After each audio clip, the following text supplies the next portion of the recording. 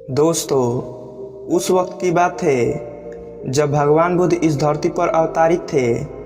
एक व्यक्ति था जिसके पास धन दौलत की कोई कमी नहीं थी। उसके साथ जीवन काटने वाली पत्नी और राम लक्ष्मण जैसे दो बच्चे भी थे। उसके पास सब कुछ था। फिर एक दिन उस व्यक्ति के मन में भगवान को पाने की लालसा जगी। उसने सोचा कि मैंने बहुत सारा धन कमा लिया, अब कभी धन की कमी नहीं आएगी, पर मेरे पास ईश्वर नहीं है। मुझे ईश्वर के दर्शन करनी है। उस व्यक्ति ने ईश्वर को खोजने की ठान ली। फिर उसने कई सारे मंदिरों और धर्म स्थानों का निर्माण करवाया, पर उसे ईश्वर के दर्शन नहीं हुए। फिर उसने दान पुण्य करना शुरू किया। उसने खजाने से कई सारा धन दान पुण्य में लगा दिया, फिर भी उसे ईश्वर नहीं मिले। फिर उस व्यक्ति ने सोचा कि अब मैं बड़े बड़े धाम के तीर्थ यात्रा करता हूँ। उस व्यक्ति ने कई तीर्थ स्थानों के दर्शन किए। ऐसे ही 20 साल गुजर गए, पर उस व्यक्ति को ईश्वर नहीं मिले। भगवान को पाने की कोशिश करते करते वो इंसान थक गया और आखिरकार वो एक दिन महात्मा बुद्ध के पास गया और कहने लगा कि महात्मा, मैं 20 साल से ईश्वर को खोज रहा हूँ, पर मुझे ईश्वर कहीं भी नहीं मिले।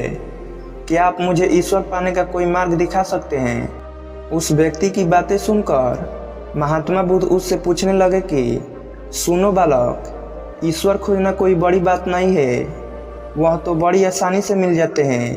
अच्छा, तुम ये बताओ कि ईश्वर को खोजने के लिए तुमने क्या किया और कहाँ कहाँ खोजा? वह व्यक्ति बुद्ध को पूरी बात बताता है कि मैंने कई सारे मंदिरों और धर्म स्थानों का निर्माण किया, दान पुण्य किया और कई सारे तीर्थ स्थानों के दर्शन किए, फिर भी मुझे ईश्वर नहीं मिले। महात्मा बुद्ध उसकी बातें सुनकर हंस पड़े और कहे, ठीक है, तुम्हें ईश्वर के दर्शन करनी है ना, तुम शाम के वक्त मेरे पास आ जाना, तुम्हें ईश्वर मिल जाएंगे। वो व्यक्ति खुश होकर चला गया कि मुझे आज ईश्वर के दर्शन होंगे। फिर कुछ देर बाद संध्या होने को आई, पर महात्मा बुद्ध संध्या होने से पहले कुछ ढूंढने लगे। शिष्यों ने आकर पूछा कि गुरुजी, आप क्या ढूंढ रहे हैं? महात्मा बुद्ध ने बताया कि मेरे पास एक कीमती मोती था, परंतु वो कीमती मोती खो गया है, उसे ही ढूंढ रहा हूँ। महात्मा बुद्ध की बात सुनकर शिष्य भी उस मोती को ढूंढने में लग गए। सभी मोती ढूंढ ही रहे थे कि इतने में वह व्यक्ति भी वहां पहुंच गया।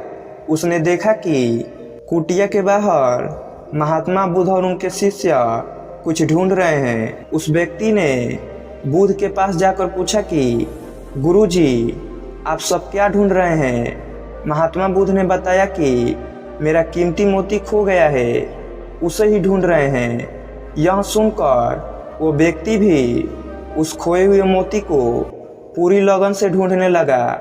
ढूंढते ढूंढते रात होने को आई, पर मोती नहीं मिला। वह व्यक्ति परेशान हो गया। फिर महात्मा बुद्ध से पूछा कि गुरुजी, आपने आखिरी बार मोती को कहाँ देखा था? ठीक से याद कीजिए।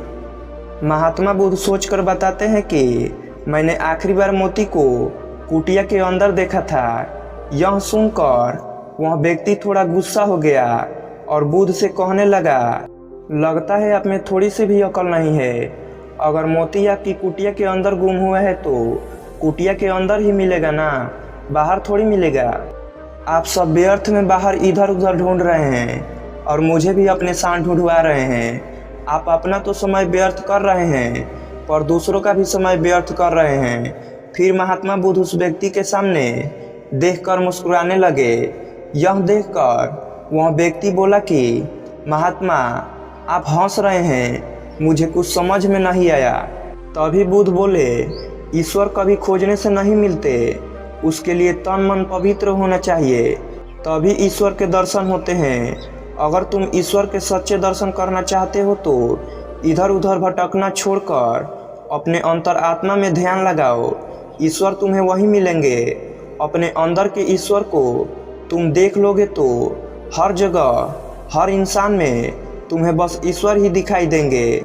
महात्मा बुद्ध की अमृत भरी वाणी सुनकर उस व्यक्ति को अपनी गलती का एहसास हुआ और बुद्ध के चरणों में गिर पड़ा और माफ़ी मांगते हुए कहा कि मैं व्यर्थ में ही इधर उधर भटक रहा था। वास्तव में तो ईश्वर हमारे अंदर ही होते हैं। महात्मा बुद्ध बोले, वत्स, मैं तुम्हें यहाँ बुलाकर यही तो समझाना चाहता था कि जिस ईश्वर को तुम 20 सालों से बिना सोचे इधर उधर ढूंढ रहे हो, उसे तुमने कभी अपने अंदर की कुटिया में खोजा ही नहीं। ईश्वर कभी खोजने से नहीं मिलते, उसके लिए तन मन पवित्र होना चाहिए, तभी ईश्वर के दर्शन होते हैं।